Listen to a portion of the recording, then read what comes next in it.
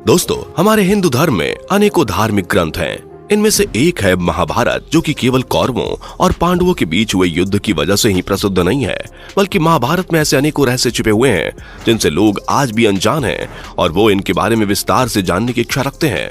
दोस्तों, ऐसा एक रहस्य है महाभारत काल की सबसे अहम किरदार द्रौपदी का, जो कि 5 पांडवों की पत्नी थी। लेकिन शायद आप में से आज भी कई लोग ये नहीं जानते होंगे कि द्रौपदी का विवाह 5 पांडवों से क्यों और कैसे हुआ। इसी के साथ साथ द्रौपदी 5 पांडवों के साथ अपना पत्नी धर्म कैसे निभाती थी, क्योंकि हमारे हिंदू धर्म में कोई भी स्त्री सम्मान पूर्वक केवल एक ही पुरुष के साथ अपनी सुहाग रात कर सकती है। तो फिर द्रौपदी ने 5 पांडवों के साथ अपनी सुहाग रात कैसे मनाई थी और इसके लिए क्या क्या नियम बनाए गए थे। अगर आप भी जानना चाहते हैं महाभारत के इस रहस्य के बारे में, तो बने रहे हमारे साथ वीडियो के अंत तक। दोस्तों, द्रौपदी राजा द्रुपद की पुत्री थी, जिनका जन्म एक यज्ञ की अग्नि से हुआ था।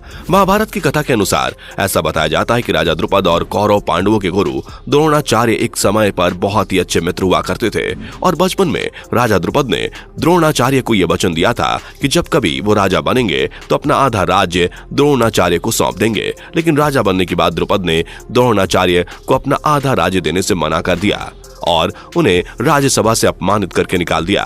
इस तरह अपमानित होने के बाद जब द्रोणाचार्य हस्तिनापुर पहुंचे तो वहां भीष्म पितामह ने उन्हें राजकुमारों को शिक्षा और धनुर्विद्या देने का कार्य सौंपा। इसके बाद द्रोणाचार्य कौरवों और पांडवों को अस्त्र शस्त्र की शिक्षा देने लगे और जब उनकी शिक्षा पूरी हुई तो द्रोणाचार्य ने उनसे गुरु दक्षिणा में पांचाल राज्य को मांगा। गुरु की आज्ञा पाते ही पहले तो कौरवों ने पांचाल पर आक्रमण किया, लेकिन उन्हें राजा द्रुपद के हाथों पराजित होना पड़ा। इसके बाद 5 पांडवों ने अपने गुरु का आदेश पूरा करने के लिए पांचाल पर आक्रमण किया और राजा द्रुपद को पराजित करके अपने गुरु द्रोणाचार्य के सामने ले आए। इसके बाद द्रोणाचार्य ने राजा द्रुपद को आजाद करके पांचाल राज्य का आधा हिस्सा राजा द्रुपद को सौंप दिया और आधे हिस्से का राजा अपने पुत्र अश्वत्थामा को बना दिया।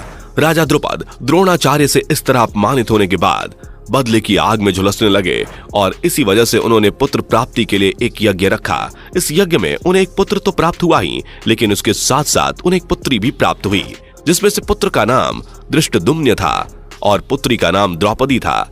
द्रौपदी राजा द्रुपद को हवन कुंड की अग्नि से प्राप्त हुई थी, इसलिए उन्होंने कुछ समय बाद अपनी पुत्री के बड़ा होने पर उसके लिए स्वयंवर रखा। जब राजा द्रुपद ने अपनी पुत्री के विवाह के लिए स्वयंवर की घोषणा की तो उस समय माता कुंती के सभी पुत्र 5 पांडव जंगल में एक ब्राह्मण का वेश धारण करके रहते थे और जब 5 पांडवों को इस बात की भनक लगी कि राजा द्रुपद की पुत्री द्रौपदी का स्वयंवर हो रहा है और उसमें श्री कृष्ण भी सम्मिलित होंगे, तो 5 पांडव श्री कृष्ण के दर्शन करने के लिए स्वयंवर की ओर निकल पड़े। राजा द्रुपद ने अपनी पुत्री द्रौपदी के स्वयंवर में एक शर्त रखी थी, जिसके अनुसार एक बड़े से यंत्र में एक मछली को रखा गया था। वो इधर उधर घूम रही थी। इस शर्त को पूरा करने के लिए उस घूमती हुई मछली की आंख में उसकी परछाई देखकर तीर मारना था। जो भी इस शर्त को पूरा करेगा उसका विवाह द्रौपदी के साथ किया जाएगा। इस स्वयंवर में एक के बाद एक सभी राजाओं ने उस मछली की आंख पर निशाना लगाने की कोशिश की, लेकिन कोई भी सफल नहीं हो पाया। इन असफल लोगों में कौरवों में से जरासंध, दुर्योधन, दुशासन, शिशुपाल आदि शामिल थे। सारे कौरवों के असफल हो जाने पर ब्राह्मण का वेश धारण करके स्वयंवर में आए अर्जुन ने अपने गुरु की शिक्षा का मान रखने के लिए मछली की परछाई को देखते हुए एक ही बाण में उसकी आंख भेद डाली, जिसके बाद द्रौपदी ने आगे बढ़कर अर्जुन के गले में वरमाला डाली और उसे अर्जुन के हवाले सौंप दिया गया।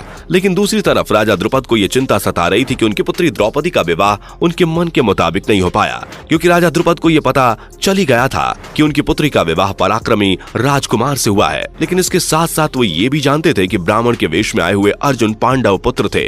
स्वयंवर के बाद 5 पांडव द्रौपदी को अपने माता कुंती के पास वन में ले गए। जब अर्जुन ने अपनी कुटिया में पहुंचते ही अपनी माता कुंती को आवाज लगाई, देखो माता, आज हम तुम्हारे लिए भिक्षा में क्या लाए हैं। उस समय उनकी माता कुटिया के अंदर भोजन बना रही थी, इसलिए उन्होंने बिना देखे ही 5 पांडवों से यह कह दिया कि तुम लोग भिक्षा में जो भी लाए हो उसे आपस में बराबर बराबर बांट लो। सभी पांडव भाई अपनी माता की हर बात मानते थे, लेकिन उनके इस आदेश को सुनकर वे सभी चुप रह गए। बाद में जब माता कुंती ने कुटिया के बाहर आकर द्रौपदी को देखा तो वो हैरान रह गईं। इसके बाद उन्होंने युधिष्ठिर से बोला कि हे पुत्र, तुम कुछ ऐसा करो जिससे कि मेरे वचन का पालन भी हो जाए और द्रौपदी के मान सम्मान में कोई कमी भी ना आए। जब धर्मराज युधिष्ठिर भी इस समस्या का कोई हल न निकाल सके तो आखिर में फैसला किया गया कि द्रौपदी का विवाह पांचों पांडव पुत्रों से किया जाएगा। लेकिन जब इस बारे में राजा द्रुपद को पता चला तो उन्होंने श्री कृष्ण से पूछा कि एक स्त्री भला 5 पुरुषों की पत्नी कैसे बन सकती हैं? ये तो हिंदू धर्म की मर्यादा के खिलाफ है। फिर महर्षि वेद व्यास ने राजा द्रुपद से ये बताया कि द्रौपदी को उसके पिछले जन्म में भगवान शिव ने ही ये वरदान दिया था और भगवान शिव के ही उसी वरदान की वजह से ये समस्या पैदा हुई है। महर्षि वेद व्यास के समझाने पर राजा द्रुपद ने अपनी पुत्री का विवाह 5 पांडवों से करवाया। सबसे पहले द्रौपदी का विवाह 5 पांडवों में युधिष्ठिर के साथ हुआ और उस रात द्रौपदी ने अपनी पहली सुहाग रात युधिष्ठिर के साथ मनाई।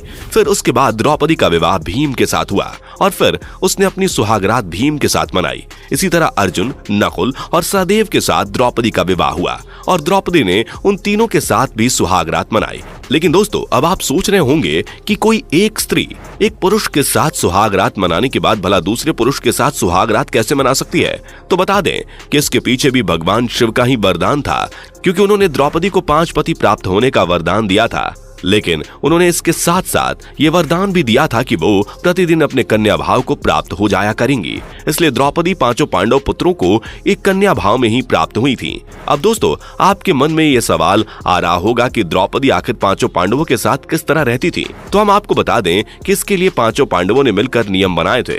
एक बार की बात है जब 5 पांडव राज्यसभा में बैठे हुए थे तो महल में नारद मुनि आते हैं और उसी समय वहां द्रौपदी आती हैं और नारद मुनि का आशीर्वाद लेकर चली जाती हैं। नारद मुनि 5 पांडवों के भविष्य की चिंता करते हुए ये कहते हैं कि द्रौपदी, तुम 5 भाइयों की पत्नी हो, इसलिए तुम सभी को एक ऐसा नियम बनाना चाहिए जिससे अपनी अपनी पत्नी को लेकर तुम 5 भाइयों के बीच कभी विवाद ना हो, क्योंकि एक स्त्री की वजह से कई बार भाई भाई एक दूसरे के जान के दुश्मन बन जाते हैं। नारद मुनि की ये बात सुनकर 5 पांडव हैरान हो जाते हैं, जिसके बाद युधिष्ठिर नारद मुनि से कहते हैं कि हम 5 भाइयों में बेहद प्रेम है और ऐसा कभी नहीं हो सकता, क्योंकि हम 5 भाइयों में आज तक कभी भी द्रौपदी को लेकर कोई विवाद नहीं हुआ। जिसके बाद नारद मुनि ये कहते हैं कि तुम 5 भाइयों के बीच प्रेम पर कोई संदेह नहीं है। इसी के साथ नारद मुनि 5 पांडवों को सुंद और उपसुंद राक्षस भाइयों के बारे में बताते हैं, जो कि केवल एक स्त्री की वजह से ही एक दूसरे की जान के दुश्मन बन गए थे। सुंद और उपसुंद 2 राक्षस भाई थे जिन्होंने ब्रह्मा जी की कठोर तपस्या करके उनसे वरदान प्राप्त किया था कि उन्हें एक दूसरे के अलावा इस संसार में कोई और न मार सके। ब्रह्मा जी से वरदान प्राप्त करने के बाद दोनों राक्षसों ने पृथ्वी पर हाहाकार मचाना शुरू कर दिया, जिसके बाद इस समस्या को हल करने के लिए ब्रह्मा जी ने एक अप्सरा तिलोत्मा की रचना की। तिलोत्मा इतनी सुंदर थी कि उसकी खूबसूरती पर सुंद और उपसुंद दोनों भाई मोहित हो गए और उसके लिए आपस में झगड़ने लगे और झगड़ा इतना ज्यादा बढ़ गया कि दोनों भाइयों ने तिलोत्मा की वजह से आपस में एक दूसरे को मार डाला। नारद मुनि के इतना समझाने पर युधिष्ठिर ने एक नियम बनाया कि द्रौपदी हर साल 5 पांडवों में से किसी एक के साथ ही अपना समय व्यतीत करेंगी।